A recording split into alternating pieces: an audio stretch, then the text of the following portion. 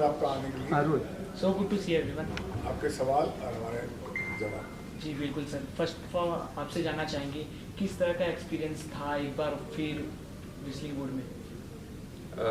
एक बार फिर पिछले कुछ ही दिन पहले हमने हाँ। वापस हुआ। जी मुझे दरअसल सुभाष जी ने कॉल किया। उन्होंने कहा कि एक काफ़ी बड़े स्तर पे सेमिनार कर रहे हैं और उन्होंने जो विषय बताया कि सिनेमा में संगीत का क्या किरदार है, ये विषय जो है मेरे दिल के भी बहुत करीब है। तो मुझे लगा कि I owe this to my fraternity, to my craft and then also to Subhash ji.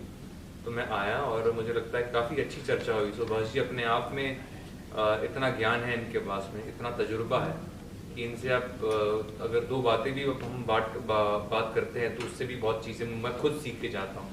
तो मैं बड़ा खुश हुआ यहाँ पर। आप क्या कहना चाहिए पलक जी? मेरा रिश्ता व्हिstling वुड से बहुत पुराना है। जब सुभाष ने बुलाया मैं आई हूँ और इस बार बहुत ही स्पेशल रीज़न था। अगर सिनेमा को सेलिब्रेट करना हो तो क्या बेहतर तरीका होगा सेलिब्रेट करने का बजाय सुभाष भाई ji the show man the man in cinema के साथ सेलिब्रेट करने का। हर बार जब सुभाष जी से मिलते हैं बहुत कुछ सीखने को मिलता है। एक और मौका तो आपसे जानना चाहेंगे सर कि क्लोजिंग सेरेमनी किस तरह का ओवरऑल एक्सपीरियंस था आपका? देखिए, जब कोई भी फिल्म मेकर जब बहुत काम कर लेता है तो दो ही बातें होती हैं, या तो रिटायर हो जाते हैं या वो रीस्टार्ट करते हैं। जब रीस्टार्ट करता है तो मैं उनमें से हूँ, तो उसमें एक बहुत ज़रूरी बात ये होती है कि मुझे प्रेजेंट में क्या हो रहा है, क्या हुआ है, आज की एनर्जीज क्या हैं, तो मुझे दोबारा सीखना पड़ता है।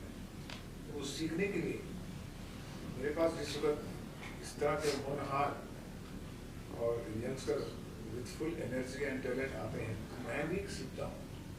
अब मैं उनको सिखा नहीं सकता, उनसे सीख सकता हूँ कि ये फ्यूचर है, ये प्रेजेंट है इस हमारी इंडस्ट्री के।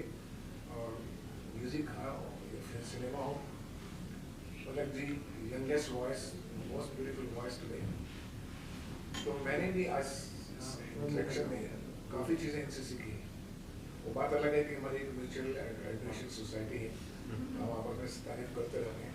और सच्ची बात यह है कि मैं भी सीखता हूँ, क्योंकि आज के बच्चे जो आपको सिखा सकते हैं वो उसको सुनना बहुत ज़रूरी है। फिर उसमें से आप अच्छी चीज़ें आप लेकर आप भी आगे बढ़ सकते हैं।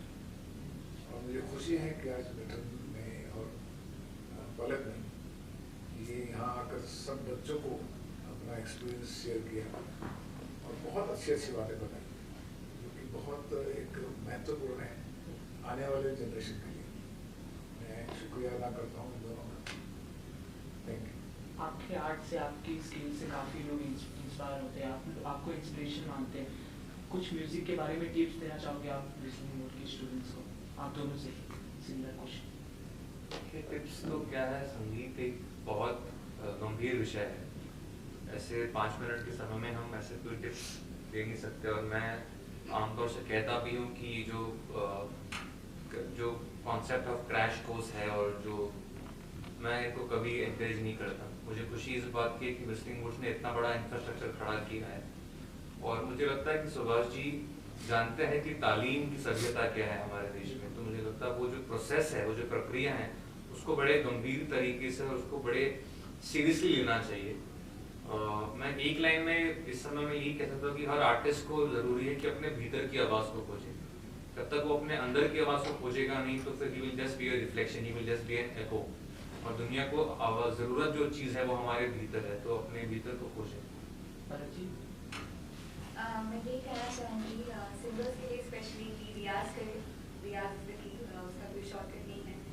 रियाज करेंगे वो रियाज हमेशा काम आएगा।